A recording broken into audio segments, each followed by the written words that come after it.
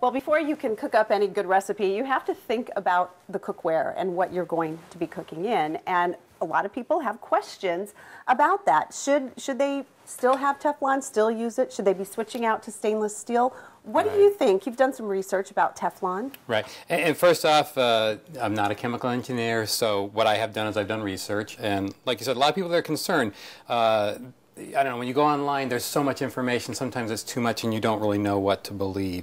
But from my research, what I found out is that for the most part, it is a safe product to use. People do need to make their own choice about it, but it is okay, but there are some issues with it. And the primary one is that if it overheats, a toxic gas can come off of it, and that's typically over somewhere between 400 and 500 degrees. So that's one of the first things you need to think about. Toxic to people? Toxic to people. They've found really birds are sensitive, so actually... Oh, if you have pet birds, not in the kitchen. Yeah. Right, and again, so one of the first things to do is turn your vent on. So if you do have that problem.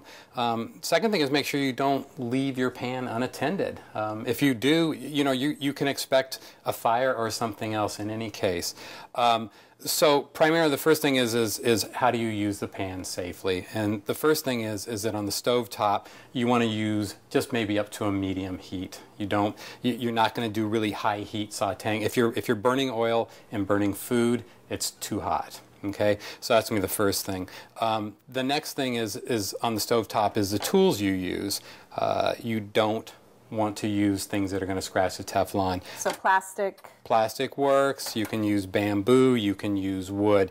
And again, besides some of the issues with the Teflon coming off, you're also going to lose the non-stick capability. So you lose the whole reason for using it. Absolutely. Now this one, you can see that it is scratched. So that means that this Teflon coating has come off most likely into the food. It has, and it could have come off from either the cooking utensil, from how you wash it. So the big question is that bad from you? From what I've read, the little flakes that come off, it's inert. So basically, it's just going to go through your body and shouldn't cause problems.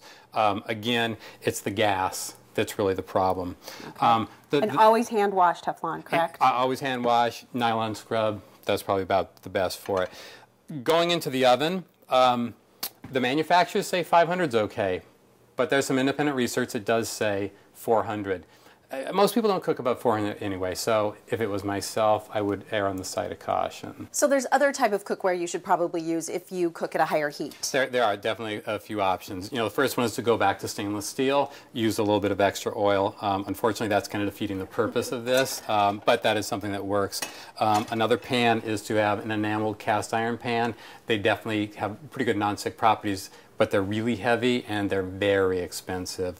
The last option would be just a straight cast iron pan. They've been used for years. They're proven to be safe, but again, they're heavy and... You have to maintain them by seasoning them. Right. So there's a lot of effort in the cleaning. Okay, but if you do have a Teflon pan that looks a lot like this with the scratches, you should probably replace it. I probably would. Again, some of the wisdom out there says it's not a problem, but you know what? Err on the side of caution. Exactly. So do your research before you make your next purchase.